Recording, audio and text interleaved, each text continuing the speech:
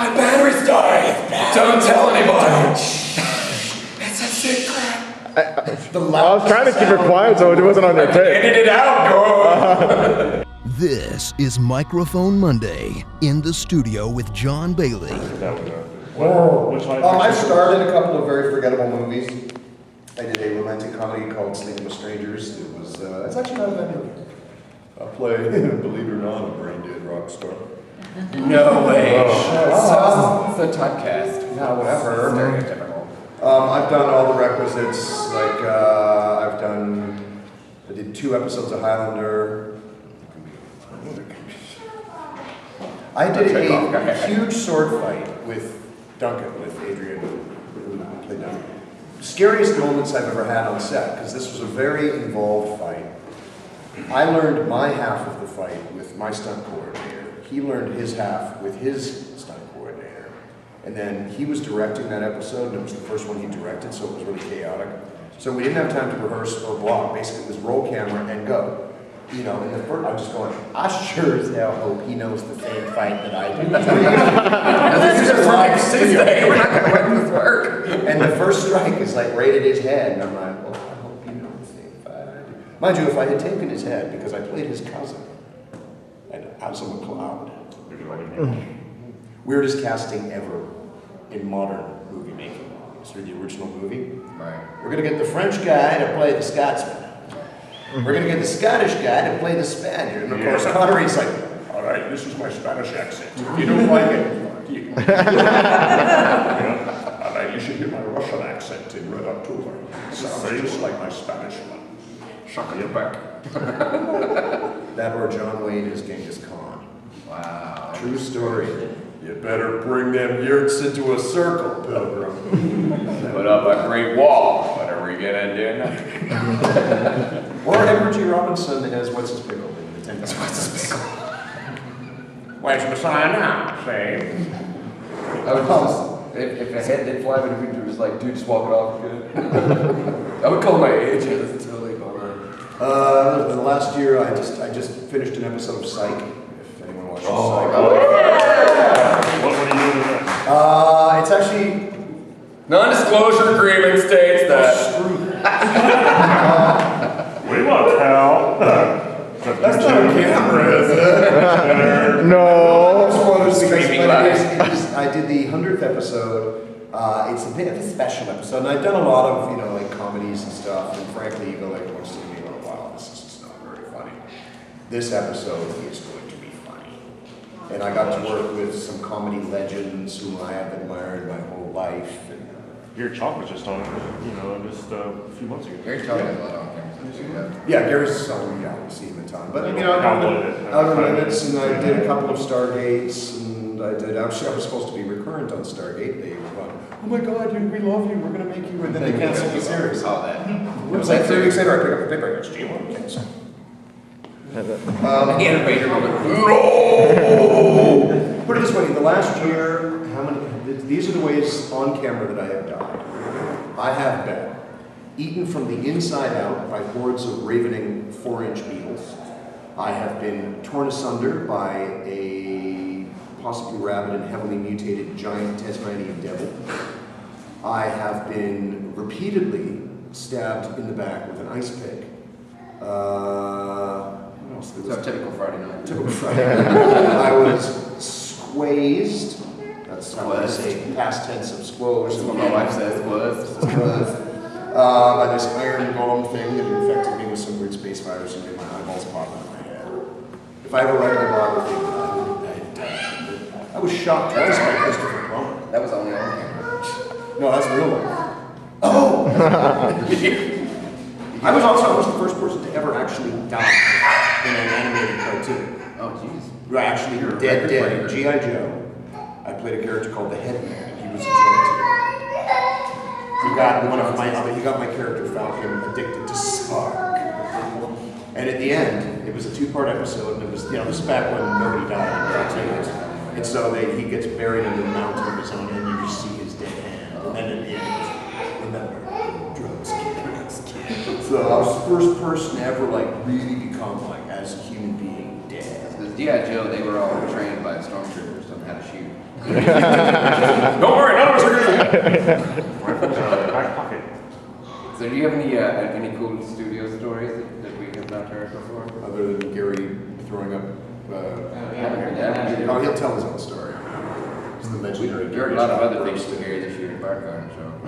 Well, it's always like, you know, it's studio stories are always about pooping and farting and stuff. I'll give you my own personal embarrassing story, which has been told many times. I played Wolverine, the most badass masculine character ever in cartoon history.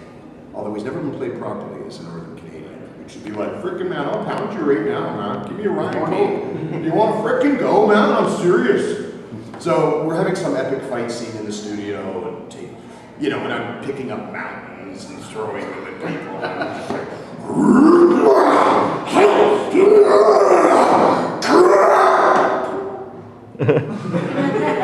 so wait, play that back. This was not a man fart. This was the toot of a 3-year-old girl. We were on the floor. So play it again, man. I was training hard.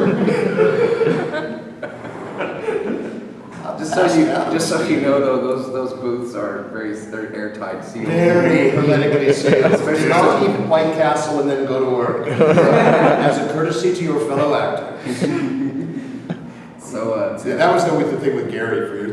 Put my finger. It's like, no, Gary, no. Because Gary was unabashed. He's like, what's the worst? Oh, jeez. You must keep in mind that a working studio full of working actors is like the world's worst kindergarten class without curriculum. It's stupid. League of Super Evil, which I think nobody besides you has ever seen. Me and Lee and Colin Murdoch in that thing, and that's very funny.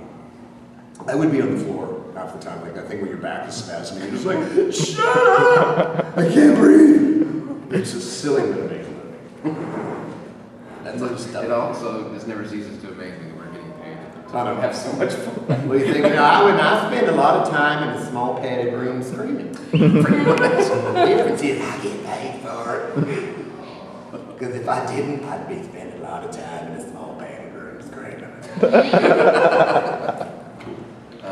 My best story is I was working on the Clone Wars commercial campaigns, and I did the voices of several different toys. And I didn't know at the time that the lady that was doing the toy designing, she actually used to work on the Transformers line. And they patched me in through ISDN so I could hear the client on my headphones, even though they weren't in the studio. And the first thing I heard was Transformers Animated. I'm like, rude. And she's like, and I could not find anybody that could do animated Bumblebee. And I was like, what's the matter, boss bot? You got a show on your motherboard? She goes like, where were you 3 months ago? I was like, I don't know, I want to be Bumblebee. Because apparently Hasbro does not use union actors for toys or commercials. They only use them for the show. So they needed sound-alikes, non-union. Back then I was non-union. Yeah, I know, they hate that. So I did D. Bradley Baker's character for the Clone Trooper helmet and the Republic Attack Shuttle and the overseas version of Anakin, and then the Transformer version. They actually, believe it or not, if anybody knows Chad Vader online, that's actually him doing Vader on that toy. So, but she was talking about how apparently she was just a fan of Transformers and Star Wars as, you know, working. It was kind of like what I do. I'm a big fan, but I'm doing it as well professionally. So she's like, yeah, I love Transformers. I'm like, well, that's the whole reason I got into it. You know, first time I heard Peter Cullen being, you know, at Voltron first, and then I heard him get a Transformer. And then she heard me. She's like, I said, I actually do really. I've been told to do a pretty good Peter Cullen, and she's like, can I hear it? No, we're never allowed to do any voices other than what the client requests. And the producers looked at me like, she asked. So I did the entire speech from memory from the movie. I was like, before time began, there was the cube. And I went through the whole spiel. She's like, that was the best Peter Cullen I've ever heard, besides Peter Cullen, and I worked with him. Yeah, actually, I was like, you worked with him? Peter Cullen. She's like, I actually had to direct him for the helmet, the one that's in the stores now. She's like, I was trying to be all professional and cool, and I was like, oh really? She's like, I was like, Mr. Cullen, we need you to record for level. And he's like, my name is Optimus Prime, and she goes, yes, you are Optimus Prime. she's like, I totally nerded out, and I was just embarrassed from that point on. when I got Beast Wars, there had been round after round of auditions, and I had auditioned for all of the characters, you know, and then it's like, okay, you got called back for these ones. And eventually there comes that one where you go, God, now I gotta go in and meet the suits.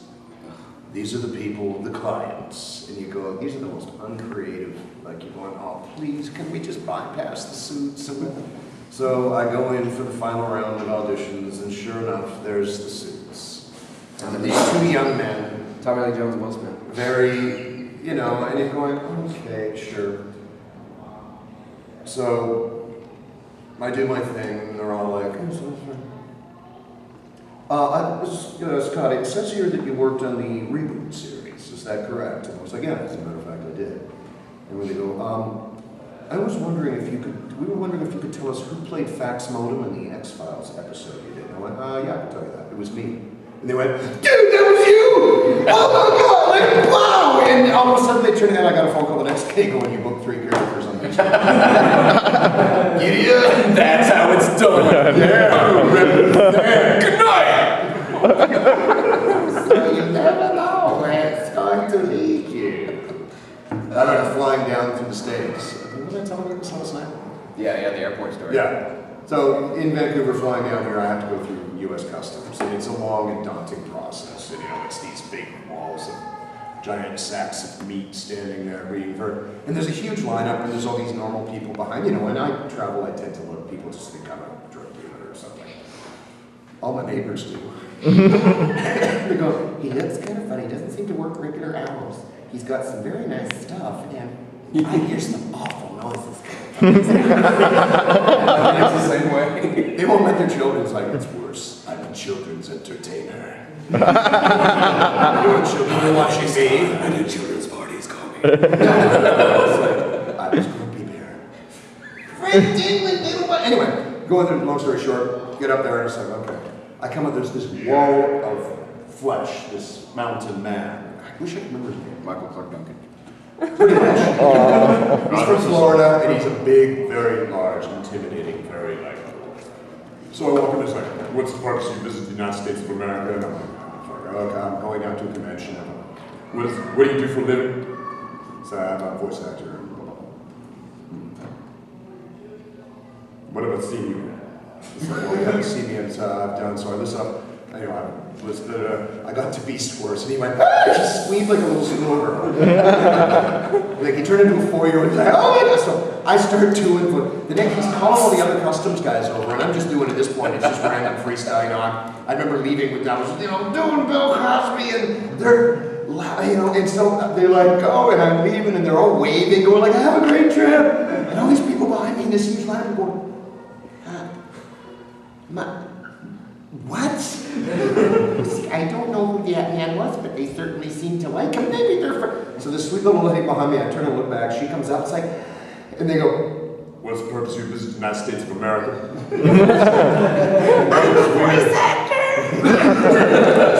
Jude Foray. So sometimes weird stuff happens. I actually I had a pretty serious medical condition a few years back. No, it's not obesity, so shut up. No, actually, I had a blood clot in my leg, and they had to do what they had to strip the vein out. And unfortunately for me, my wife, being the huge fan of my work as she is, she told everybody in the hospital what I do for a living. And they don't care much about cartoons or video games, but the fact that I did movie trailers, just everybody loved that. So she told the anesthesiologist. That was the worst mistake. They kept waking me up during surgery, like, dude, the doctor just come in. Dude, I'm like, In a world, one lab, one surgery. Please don't kill me. I don't even remember. They woke me up later. It was like, dude, you were doing all kinds of cool stuff in surgery, man. That was awesome. I'm like, We just kept looking at the special drugs. they would put me under and bring me back out every time somebody new came in. They were like, dude, do another one, do another one. I was like, one anesthesiologist would not let me sleep during surgery. The death of John Bailey. I can't even believe I was conscious enough to even come up with something off the top of my head. I could barely see straight. All I could see is like, it's like when you see whenever you've been abducted by aliens, there's all these white people around, you're like, Seriously, help me out on this. The loudest sound in the world is a room full of people, that will be us, played by us, all going shh at the same time. my tire just went. Yeah. Actually, that sounded like with that thrust toy that had the. So you saw that too. It wasn't just. You know, I'm really thinking about sending that because I think that was Jack Angel's character, wasn't it? I sent that picture to Jack like, hey, is this based on an episode that you recorded? I don't know who you people are. Do you have another battery or charger? Do we have any other questions? Look at the arm shooting up at I know that. Yes. What did you play in Stargate? Me? Yeah. I did 2 Played the episodes. I did one a long time ago where I was this weird villager that had been like taken over as a symbiote by something. That one doesn't really count. The last one I did, I played a character called Kefla. And what was the name of that? You played the gate. I can't remember. I don't watch television, so I'm horrible with the pop references and whatnot. But basically, I played a guy that ended up disguising myself as one of the regular guys on the show, where he disguised himself as me. So basically, they shot every scene twice. They shot it once, and it would sort of keep cutting back, and people would going, "Whoa, which one is this?" And anyway, He's like, I know who I am. I'm the dude dressed as a dude disguised as another dude. Dude, play a dude. anyway, they were all super impressed. They were like, "Oh my God, we want to make you in there." All of a sudden, the guy that didn't like me was the guy who was kind of dumping it because he's so good. They seem to like this guy. He's doing was that Atlantis Continuum? Which one was that? That was SG1. So. Oh, the first one. Yeah. I heard the G1 part. So. Yeah. I'm the same way. I don't really watch that much TV. It's like we work. It's like painters. They never paint their own houses. I never have time to watch television. I swear to God, my dentist had the worst teeth I've ever seen. If you find yourself a dentist with great teeth, you find out who his dentist is. Yeah, really. I've had a few dentists like that. They smile looks like the Grinch. Yeah, I swear. I must find some way to keep Christmas from coming. Yes. Question for you. What's your favorite game that you've did a voice on? My favorite game. I've done a few games that I'm not allowed to talk about yet because they're not out. Once they're out, I can talk whatever the heck I want to. But honestly, this game is really freaking addictive.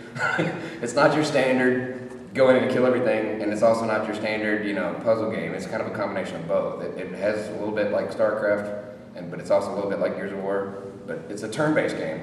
It makes you really think ahead of time, because you think, I'm just gonna put all my little guys on the board, then all the aliens are gonna die. Yeah, I win. No, it's not that easy. And once your character dies, he's dead. He's dead for the rest of the game, unless you go back before you started that level. It's not just one of those, you fail, restart. No, it doesn't happen that way. And then once you lose, the more countries are panicked because there's aliens attacking all over the world. The higher the panic levels in the country, they start withdrawing their financial support. And if you lose up to 8 countries, then game over. So yeah, and I got to play the main villain. That was probably the coolest thing. I've never got to do like a big villain before. And this is villain. Yeah. So they actually had me. This is a typical video game session in 4 hours. We did all the screaming and stuff at the end. And then I found out why all of my friends that do games and cartoons like, dude, how do you get in trailers? Because I got paid the same for doing 10 seconds of trailer for that game that I did for that 4 hours of screaming and yelling. So I was like, oh, I get it now. Video games can be like the script for video games can be. Yeah, 400 something lines is what I had. If it's a good game and they actually have dialogue for all eventualities, then you're just like, oh yeah. But what I was told though is 2K Games likes to rehire the same voice actors over and over again, and they're already talking about. I'm sure 2K's not in the room. They're already talking about some DLCs content and XCOM 2, so fingers crossed. But they basically had me come in to do the villain character. Like, we want this guy to have this, voice within a voice type thing, so we're going to have you read all these lines and then read them again with another voice. So I had to do 130 lines twice. One voice was like this, like a Steve Bloom kind of star scream. And the other voice was Dr. Claw. And they mixed them together and it sounded just freaking evil. I was like, wow, that sounds really good. So they made me sound better than I really sound. And the funny thing was, my manager actually came with me, and I'm the first voiceover artist that he's ever represented. They usually do music. He runs a trailer company, but he's never managed a voice actor. He's hired them before. And after the great Don LaFontaine passed away, and he was using another guy called Howard Parker that does a lot of stuff that you've heard on TV. And once he got to where his head went, and he's like, well, my rate's $3,000, and you have to deal with it. He's like, okay, well, we'll just find somebody else. Looking for a voice judge on YouTube, and they found me. So, yeah, so anyways, he came with me because he wanted to see how it was done. He'd never seen it before. And on the other side of the glass, because I was being directed directly from the client over the ISD, and I had no idea what was going on the other side of the glass. These guys were like, dude, this guy's really freaking good. I've worked with him before, right? It's like, no, I'm pretty sure you haven't. He's like, no, I'm pretty sure I have. This guy's awesome. I recognize that voice. So after the fun part for me, when you get done with the job and you're still on the clock technically, that's when you start screwing around. That's when they start recording messages for their kids. Yeah.